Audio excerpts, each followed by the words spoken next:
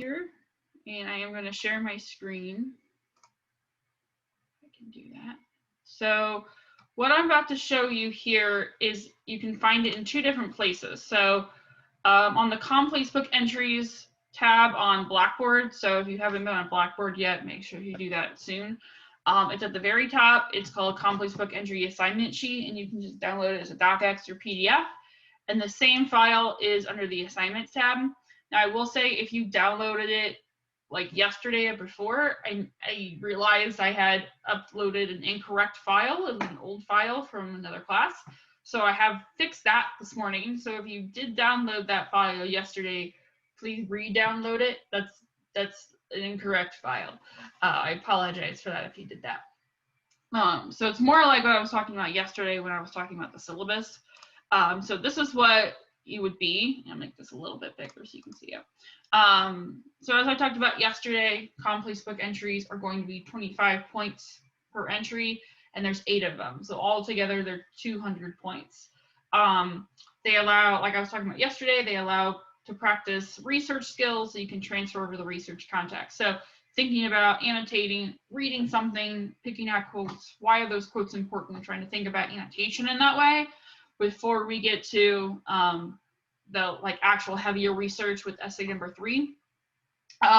Also with MLA format, and also kind of expanding and thinking more critically about what we're reading for each class period. So tomorrow and Thursday, we have our first 2 Complex Book Entries, like I talked about yesterday when we discussed the syllabus, and I'll talk about that more later too. But it's really, their format is quite similar. So you cite the source correctly in MLA format, and if it is incorrect, I will comment to show you what you could possibly do differently. And if you need, maybe if it's just 1 or 2, aspects of it that need change, I'll probably just talk about those. But if it needs like a complete overall haul, I might discuss, say, this is an example of the correct MLA citation, and this is kind of a list of what you should do, and I'm expecting you to learn from each one in order to help you kind of learn MLA format more on your own, not just rely on those citation generators I was talking about yesterday, and then help you kind of understand that. So when you get to your 3rd essay, you're doing your ancient bibliography, you're writing your whole paper, you already kind of have the foundation there. You might still have a few questions. MLA format's quite difficult, but it's not completely new. You kind of know what you're doing. And then once you have your citation, you would have 3 quotations. You could have more than 3 quotes. And a quote is just a full, complete sentence. You don't have to find somebody else quoting somebody else. Sometimes some people think that a quote is like anything in quotation marks in the actual text that you're reading, but it's literally anything from what you're reading. So it could be a complete sentence.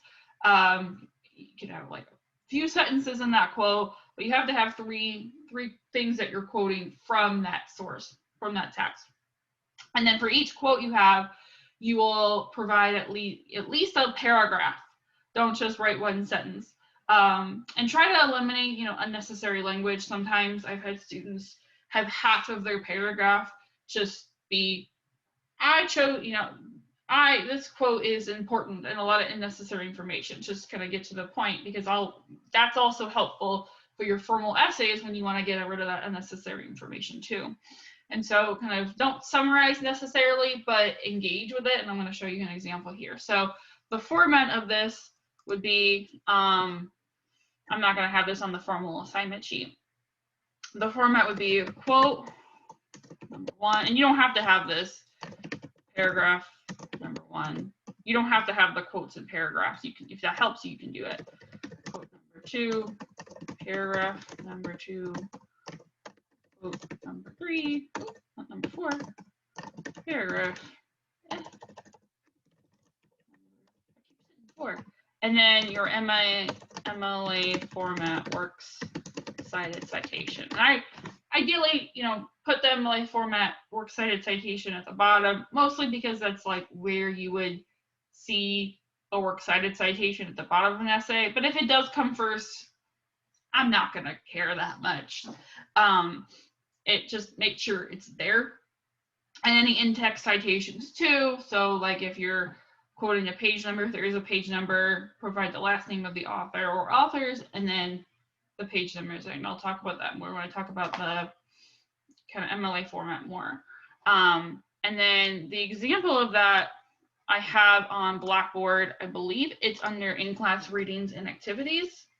So I have on Blackboard, the in-class readings and activities tab, you'll have the basics of MLA format. That's the PowerPoint I'm going to talk about shortly. And then right underneath it is the example ComPlace book entry. And so you can download that on your own and look at it. This is not from anything we're reading this semester. This is just an old ComPlace book entry from one of my previous classes. But notice they have the works cited citation at the bottom.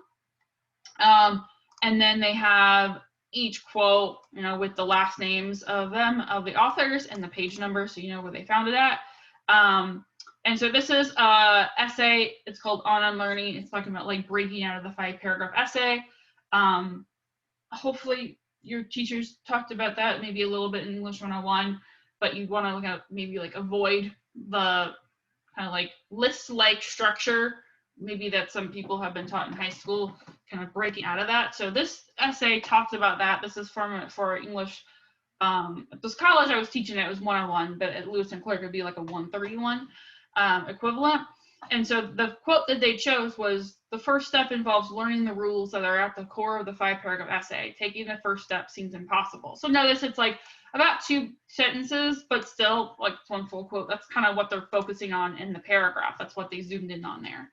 And so what they wrote, what they're kind of expanding on, is they said, I have not taken a writing class in 10 plus years, but immediately thought back to the 5-paragraph essay. Every paper I wrote in high school and one college writing class, I remember following this method. I began writing my narrative prior to reading this piece and realized I was unknowingly putting in this format. As I read my narrative out loud, I noticed how stale it sounded. Needless to say, I started my essay over. And in that class, the first essay they were writing was a narrative essay.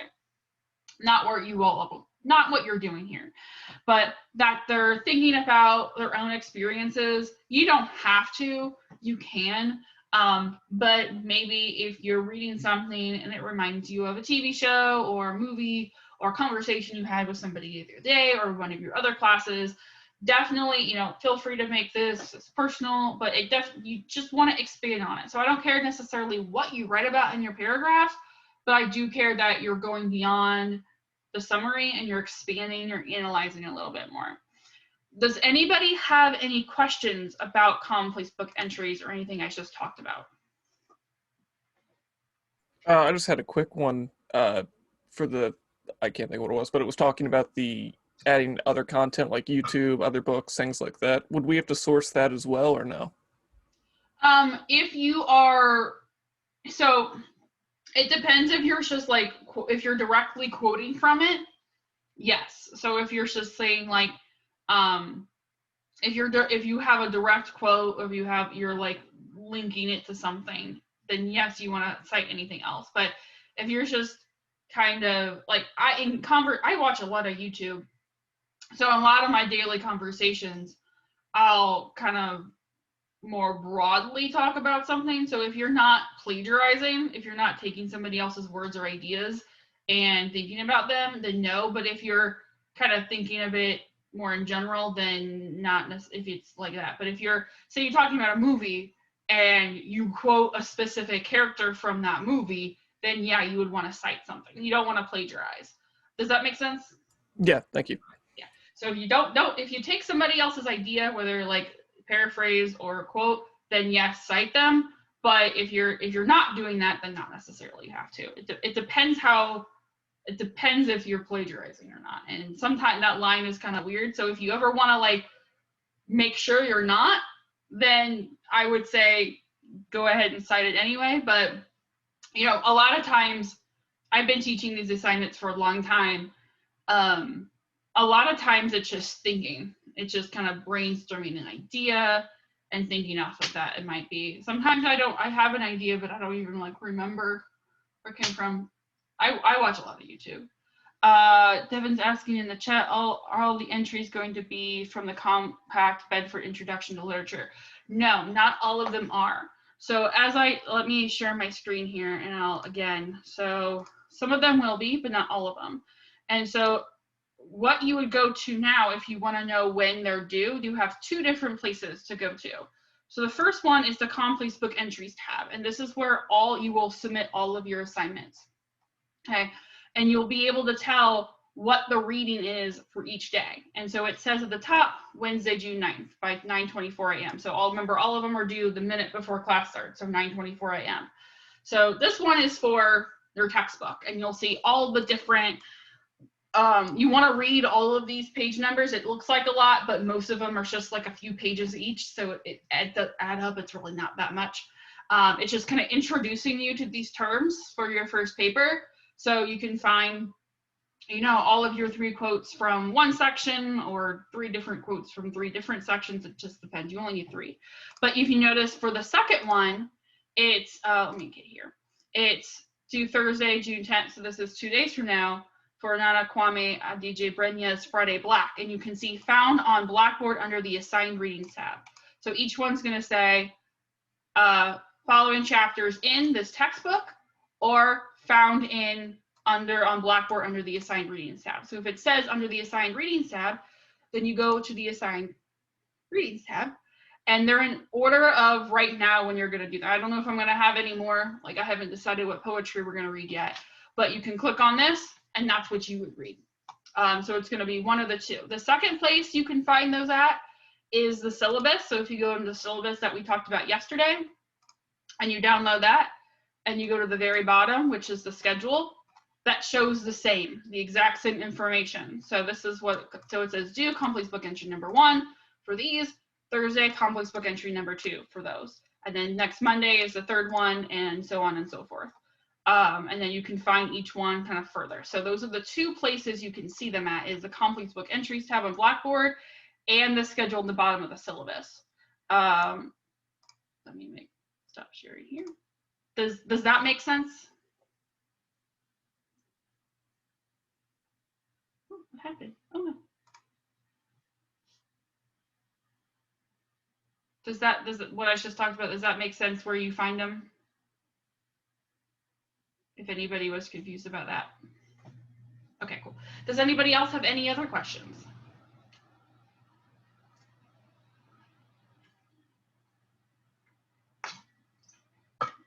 These are all great questions.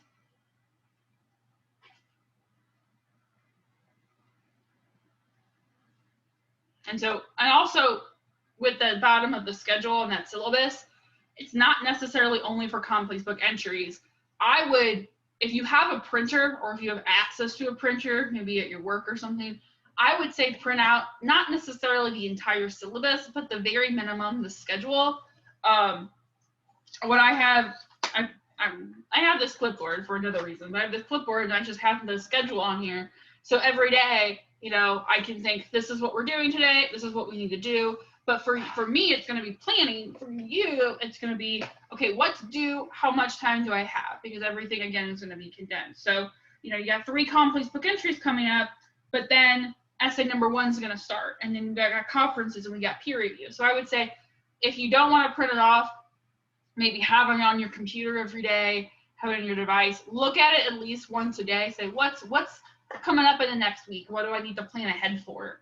And then you're not necessarily going to be bombarded. Oh my gosh, I have a rough draft due tomorrow, versus maybe the weekend before you can think, oh, it's due in a few days. I still have a few days to work on it, and you can kind of start then.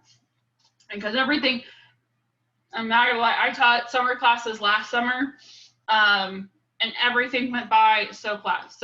Actually, one of my classes, I had an 8-week and I had a 6-week, and no class should ever be 6 weeks long. Like that was ridiculous. That shouldn't have existed. That 6 weeks too short. 8 weeks is pushing it. 6 weeks is too short. I didn't think that should have worked, and it didn't. It didn't work. No matter what I would have done, time restrictions just were not great. So everything's going to come up really quickly this semester. It's just going to be the nature of the class. So I would say, if you have the ability to print off the schedule, that would be like pages 7 and 8 of the schedule, do that. If not, just constantly check it, like every day if you can. So any other questions before I move on?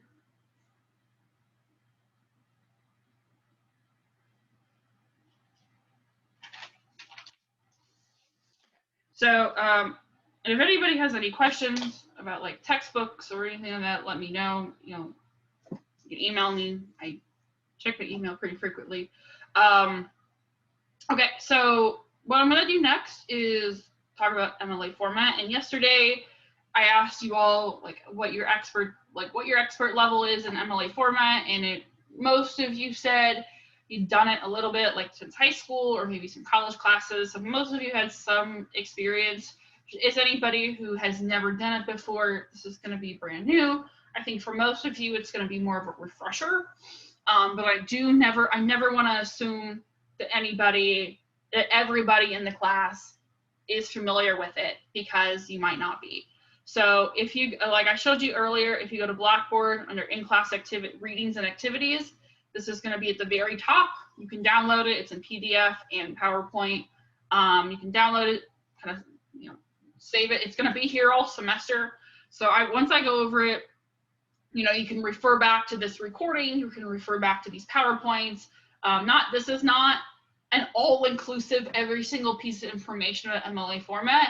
It's more the basics. It's kind of like a foundation starting point, and so you can have the information to ask questions and kind of think about what you're doing from there. And I'll kind of show you what we're doing afterwards. Okay, so oh, you know what? I wasn't sharing my screen. I'm gonna do that at least once more this semester. I have a tendency to think I'm sharing my screen, but I'm not actually sharing my screen. It happens.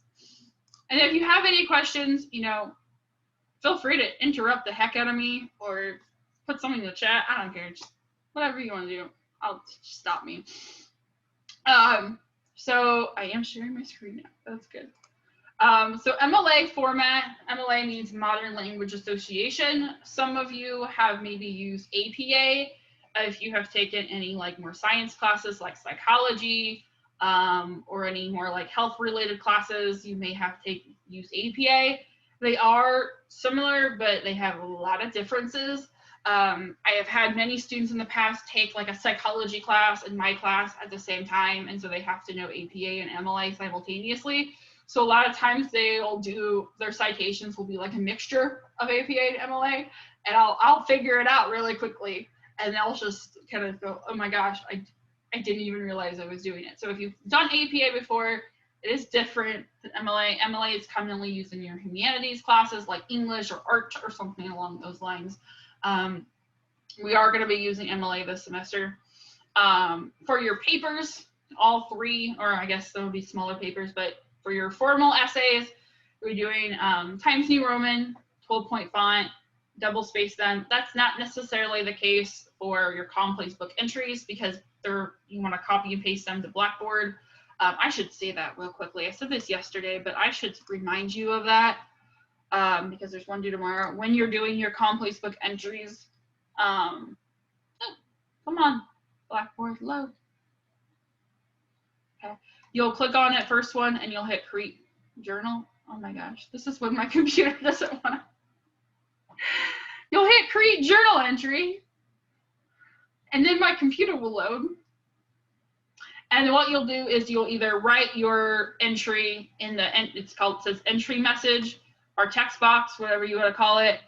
You won't do this for the formal essays. You'll upload. That's going to be the very big difference. But it's so much easier for me when I'm grading to not have to download everything and then comment on it on Blackboard. It just saves me a lot of time. I'm not going to necessarily take off points if it is, but I'll maybe send you an email reminding you, please, send it in, put it in the text box. Don't browse it for collections. You'll do that for other assignments, though. I just want to remind you of that because the first one is doing more.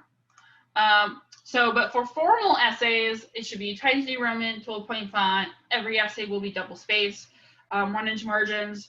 The paper header, so on the left-hand side, and I think I have an example here. I haven't, so yeah. So on the left-hand side, on your header will be your name, your instructor's name, the class you're taking, which in this case would be English 132, and the date that the assignment is due. And then up at the top, as a running header, you would have your last name and the page number that it's on. So it's a running header, which means that you could just, oh, that's actually the person's name. so you can keep going. It'll show on every page. And so if I'm on Microsoft Word, which I like to use, it's pretty easy. I think you just do insert and then page number, choose top of page, and then the right-hand corner, and then it'll give you the ability to do that. So that's pretty simple. Oh, sorry, one more. But that's like very much basic. When you're citing something, you will always have a title. If you don't have a title, if there's not, that's probably don't choose that source for your work. Everything should have a title. But you're always going to have your title in one or two different formats. It's either going to be in italics or it's going to be in quotation marks. Nothing ever should be underlined. That's like really old MLA format. So in italics, that would be a book. So if it's a book or a journal. For shorter quotation marks, it's going to be shorter essays, like articles, maybe chapters or essays. So if sometimes you're citing like a smaller chapter within a larger book. And so, for example, if you're citing the Compact Bedford Introduction to Literature, this is a huge book, that's going to be in italics. But however, if you're going to cite like a page number, man, I don't know anything. Like if you're going to cite like chapter 3 about character, that's the word character would be in quotation marks. Nothing should be in quotation marks and italics at the same time. A lot of people make that mistake. I don't know why, but a lot of people just do both, and it should only be one or the other. So if it's, ask yourself, what kind of source is it? So that's like the first question you should ask when you're trying to cite something, because there's many different ways to cite in MLA format. What is it? Is it a book? The title's in italics. Is it an article, chapter? Is it an essay? It's in quotation marks. And it's just one or the other. Nothing should be underlined. You should have an in-text citation for every source, and this is for like a formal essay, and a works cited citation. So the works cited citation would go at the bottom of the essay, that like the last page. So when you're writing a formal essay, the works cited page does not count towards page count or word count, I guess. That would be what we're doing here. So if you have like, 750 words and you have a works cited citation, that citation does not count towards those 750 words. But the works cited citation would go at the very bottom. The last, it would be the first page that does not have any like of your writing on it.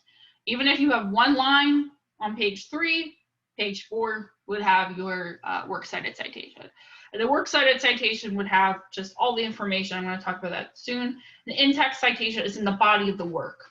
And so you can look and see where, what information. You don't have to have all the information in the body of the essay. It becomes too complicated and confusing and bogged down. Every source you're using in a paper, you should have both. So examples here, an in-text citation, for example, human beings have been described as simple using animals, and your in-text citation on a simplistic level will have the last name of the author and the page number you found it on. Now, sometimes there's no page numbers. Sometimes if you have like a news article or some website that doesn't actually use page numbers, you don't have to have one. So the page numbers are only used if there's actually a page number available. For your textbook, there's going to be page numbers available. For most of what you're citing, complex book entries are going to be page numbers.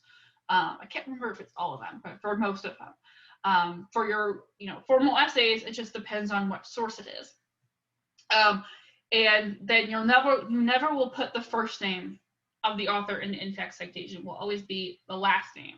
And if you have, it will be in parentheses always, mostly at the end, and the period will always go at the end of the citation. So a lot of people like to put the period kind of after the first sentence. If there is no in-text citation, then you would have the period there, but if there is an in-text citation, you would put it after the parentheses. So this is what it would look like as an in-text citation in the body of the essay. The works cited citation would be looking like this. So, not move anything. So it would always start with the last name coming first, comma, first name. And then this is an example of like an article you might find maybe on maybe the college website, maybe somewhere in the college. And like later on in July, I'll have a day where I discuss maybe how to find research. If anybody needs more help before then, I can definitely talk about that before that point.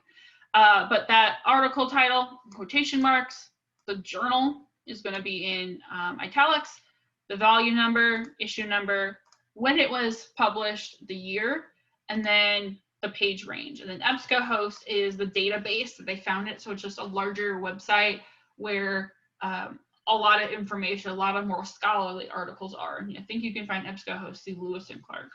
But you will have a page number, if one, if there's page numbers on there, and two, if your works cited page uses page numbers. If it didn't, there'd just be no page numbers.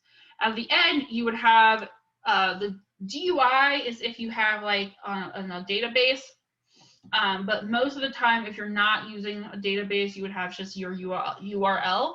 You just copy and paste that from the top and put that in there, and then that's where you found it. I've had some people last semester just not put URLs. It's like, I can't access this. I don't know where it is. Sometimes I would just Google it and I'd find it, but other times it didn't come up, and that was a red flag. And so I have this website here, this link you can look at if you ever need help. I love using this website. It's called Purdue OWL, which stands for Purdue University's Online Writing Lab. And they really just keep up to date with any changes that MLA format might have. So I always like to come here. But this is just an example works cited page. Notice that everything is in alphabetical order. If you only have one citation, you don't have to worry about that. But for your third paper, everything will be in text citation. They have hanging indet, so all of these are double spaced. If I don't have anything in double space on the PowerPoint, it's just because I tried and didn't have room. It just didn't have room for it. But it should be in double space and a hanging indent. And a hanging indent means that I like to say it's opposite from a regular paragraph. So a paragraph will have your first line indented and every other line not indented. Your works cited citation will have the first line indented, not indented, but every other line after that indented. So it's just kind of the flip. And so it's if you go to the example, that's not double spaced either. They should double space that.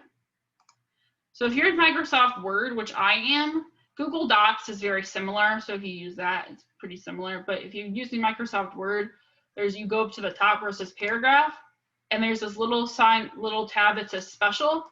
You just click hanging, and it did the opposite of it. It got rid of it.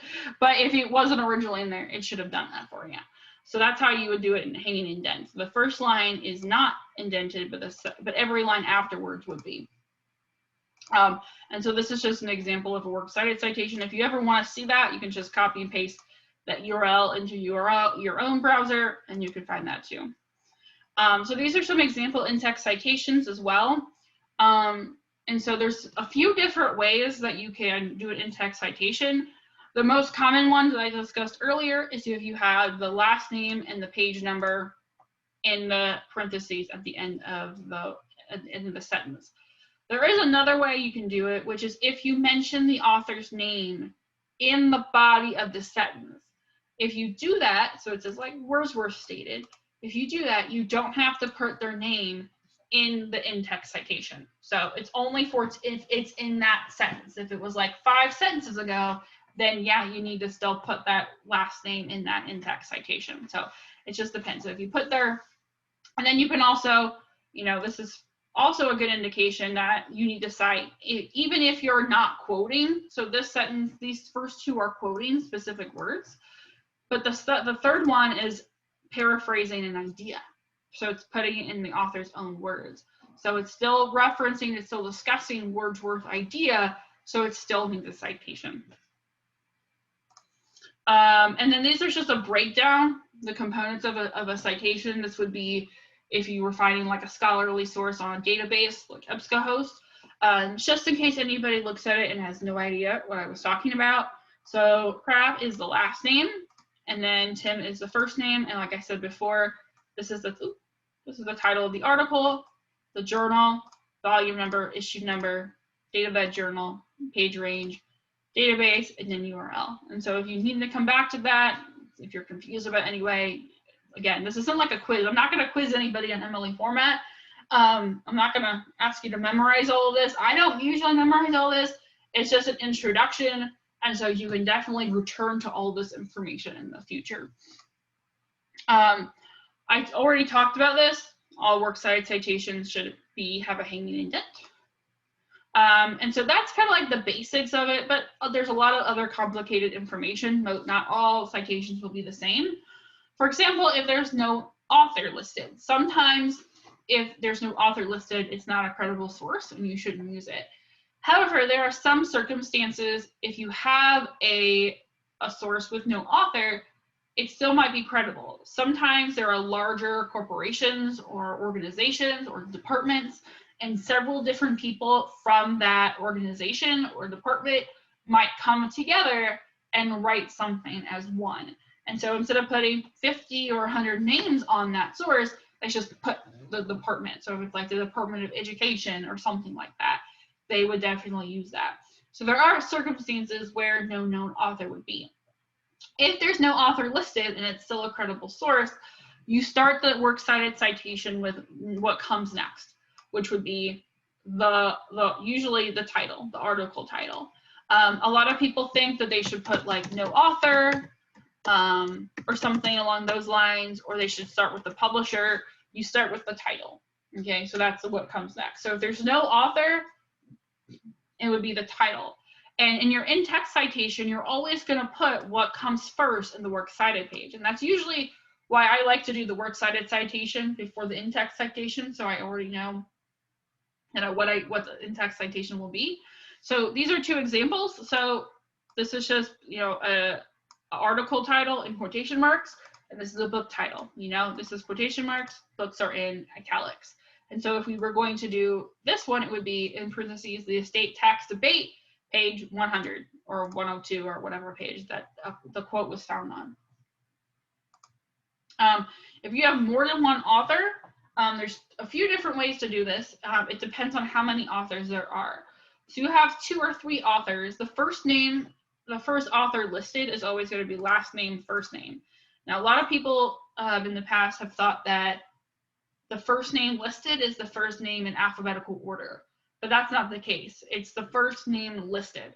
And that's because authors are usually listed either in order of like how much work they put into the source. So maybe somebody did more work than somebody else. Maybe it's how famous they are and they want to like promote the article more. It could be a combination of the two. It could be another reason that's similar to those. But it's not names in alphabetical order. It's how they're listed, because they're listed in a certain order for a certain reason. And so you would have the first name is always for last name, comma, first name. But if you have 2 or 3 authors, the second name is always first name, last name. And you should always list their names as they're shown. So if there's a middle name, you put the middle name. If there's a middle initial, you put the middle initial. If there's no middle name, you don't put anything at all. It's always as it's listed, because if anything, we should have agency over what our names are. Like yesterday, I asked you, what do you want to be called if you have another name that you like to prefer to be called? So if I'm going to call you what you want to. It's just as like I'm asking people to call me what I'm asking them to. So if I'm authoring something and I have my name on that, and that's what I want people to call me, just like everybody else. So that's what it is. But the second name or the third name would be first name, last name. And so if you're doing this as an in-text citation, you would just list the names out there. So it'd be Smith, Yang, and Moore. So you wouldn't do first names at all. It would just be with commas and an and at the end, just listing their names as they appear, not in alphabetical order. If you have more than 3 authors, you would use what is called et al. So this is only for if you have 4 authors or more, and it's actually meant to save time. So what you would do is you would list the last name in the in-text citation, and list the last name of the first person listed, and then immediately after write et al. And et al shows you there's 4 authors or more, and then you don't have to worry about writing everybody else's name in there. And it's meant to save time. So if you have like 7, 8, 9, 10 authors. Just list the first one at all and the page number if it's there, and that's all you need to do for the in-text citation. If you have two books that illustrate the same idea, I haven't really had a lot of instances in my classes where that's happened, but maybe there's another class that's maybe more specific to your major and you're finding a lot of information that says similar ideas, you would use a semicolon. So notice before, if you had more than one author, it'd be by comma. If you have more than one, source that says the same idea, it would be similar, the same in-text citations as before, but they would be separated by a semicolon, and then you would have two different works cited citations at the bottom. I think I've already said this all. This is just an explanation of Adele, if you forget that later on. If you have work in an anthology, reference, or collection, these are some examples of how you do it. And what I mean by this, if you have like a larger book and different authors within. So sometimes you might have a large collection, like I have a lot of books of essays. So if you have somebody edited that, they put it all together, there's somebody who decided who was going to write a piece and in what order they were going to go and what format and everything like that. And then there are the individual authors. So if you had Jane Doe was the creator of the entire book, but John Doe actually wrote the essay, that would be different. And so the first name would be the actual author of the essay, so like John Doe, and then it would be their own article, and then you would have the book title and then the editor. The editor would be like Jane Doe, the person who put it all together. And I don't know if we're going to have a lot of these. A lot of my other classes, I usually use a lot of those sources, but it's a possibility. Citing a website, which you may very well use this semester. It's not super different, it's actually pretty easy, but you have the last name, first name again. That's something that's universal. The first author is always last name, first name. Article title, and then the publisher would be probably like the name of the website, more than likely. The date, and then the URL. At the end of that is an access date. And the access date is usually helpful for anything you find online. It's the date that you personally found that source. And that's helpful because if you go back at a later date and something has changed and they edited it, sometimes a website is completely taken down altogether. It doesn't exist anymore. You are showing that the information you are citing is as it was as of this date. So according to this works cited citation, it would be as of May 10th, 2006. Okay, so it's good to put an access date at the end, and that usually just goes for anything that's found online. If you're quoting a book, not necessary, that's not going to change. They'll have another edition of it if they do change anything. That's kind of online. Addressing an author, I already talked about this, address an author as they're listed. And then Purdue OWL in general, I love as a website because it really does help know kind of all the different formats. If I don't know something, this is always my first go-to. And if it's not on here, I'll go someplace else, maybe like a college website or something along those lines. But if you go to Purdue OWL, you go to MLA format at the bottom, there's like different guides. So if you're taking a class that's using APA, you can also find out information on APA. But if you click on MLA formatting and style guide, there are so many different ways that you can find information. So remember earlier, I said the first question you want to ask yourself is, what kind of source is this? So if you're citing a book, you click on book. And then down at the bottom, there's some basic information that I've kind of gone over, more than one book with one author, book with more than one author, 2 or more books with the same author. So a lot of this is very similar. Book with no author, republished book, edition of a book, anthology collection. And what I like to do is I just copy and paste, right? So say you're doing a work in an anthology or collection, I will literally copy, paste, do this in the right format. So sometimes it likes to change on me. And then I'll literally like say it's John Doe. Guess my fingers don't work. I'll just literally delete what's there, title the essay. Okay, title the essay. This is a title. I'm just making stuff up. That's not a real book. But then you would know what exactly you need to do, because MLA format can be complicated, mostly because there's so many different ways to cite. But if you know what kind of source you're citing first, and then you find the format for that specific source, you can just plug in the information. It becomes in really easy. So even, no matter what you're doing, always check to see if the source that you have is correct. And I remember last semester at the end, I had one student who was doing really well with MLA format all semester. And at the end of it, she said, oh, I found this citation generator and it's fantastic. And I can just do it for me. All of her citations were completely incorrect, completely. And I was really shocked because she had been doing really well all semester on her Common Pleas book entries. But I think she was sick and she just needed a shortcut. But always double check or do it yourself. And so this is a really easy way. You can just plug in everything you need. And it just depends on what type of source you're looking at. Oop, keep looking at the wrong one.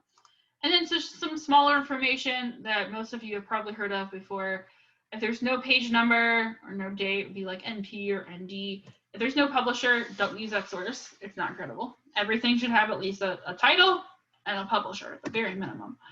Like I just said, many citations might be wrong. I've had students before who will put 4 sources in perfectly correct format, and then the last one will be in randomly at APA.